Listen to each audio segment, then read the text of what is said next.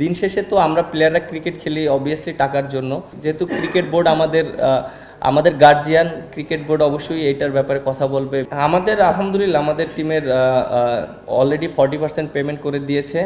আর আমার সাথে ইকবাল ভাইয়ের সাথে কথা হয়েছে, তিনি বলেছেন এই সপ্তাহের ভিতরে হয়তো 30 থেকে 35% পেমেন্ট করে দেবে। অলমোস্ট তো 70%-এর কাছাকাছি আমরা সবাই পেয়ে যাব।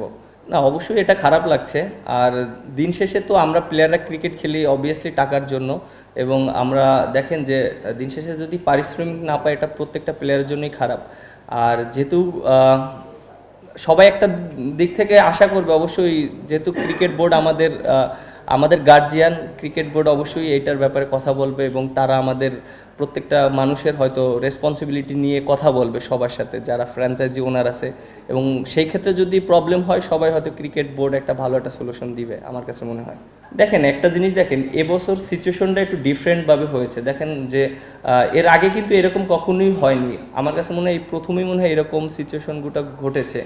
বাট সবাই একটু মানে ভিতরে আছে। আপনি মানে সবাই যদি একটু চিন্তা করে যে না এখন আমাদের দেশ সেটেল নেই, এর জন্য মনে হয়তো এই প্রবলেমগুলো হচ্ছে। বাট আমার কাছে মনে হয় যে আপনি যেটা বললেন যে এখানে আমাদের যারা দায়িত্বে আছে, যারা টুর্নামেন্টটা চালাচ্ছে, বিপিএল গভর্নিং কাউন্সিল, তারা এটা নিয়ে কাজ করবে, এবং তারা আশা করি যে তারা সুন্দর একটা ভালো একটা সমাধান দেবে, এবং তারা অবশ্যই প্লেয়ারদের সাথে থাকবে সবসময় আমার কাছে মনে হয়।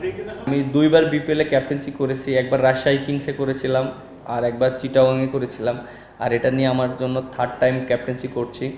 আর ক্যাপ্টেনটা এটা একটা, আপনার জিনিসটা দেখেন যে আপনি যদি হুট করে ক্যাপ্টেন্সি করেন আবার ক্যাপ্টেন্সি না করেন, এটা ডিফিকাল্ট প্রত্যেকটা প্লেয়ারের জন্য, এবং ক্যাপ্টেনের জন্য অনেক ডিফিকাল্ট। তার মাইন্ড সেট আপ অন্যরকম হয়।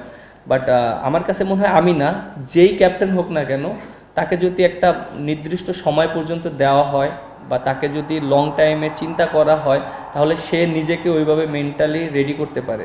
আপনি দেখেন যে ওয়েস্ট ইন্ডিজ সিরিজটা আমি করেছি, একটা সিরিজ করেছি। আমি হয়তো প্রথম বাংলাদেশ টিমে ওই সময় ক্যাপ্টেন্সি করেছি। আমার জন্য অতটা ইজি ছিল না, কারণ প্রত্যেকটা প্লেয়ারই ইনজুরি ছিল, এবং আমাদের যে ক্যাপ্টেন ছিল শান্ত, ওও ছিল না, ও ইনজুরি না থাকার কারণে আমি করতে হয়েছে। সেটা আমার জন্য অনেক বড় চ্যালেঞ্জ ছিল। তারপরেও অনেকটা মানিয়ে নিয়েছি। বাট আমার কাছে মনে হয় যে প্রত্যেকটা প্লেয়ার সাপোর্ট করাটা ইম্পর্টেন্ট, এবং পারফর্ম করাটা ইম্পর্টেন্ট। একটা ক্যাপ্টেন তখনই ভালো রেজাল্ট করে যখন প্রত্যেকটা প্লেয়ার তাকে সাপোর্ট করে, এবং প্রত্যেকটা প্লেয়ার তার জায়গা থেকে পারফর্ম করে।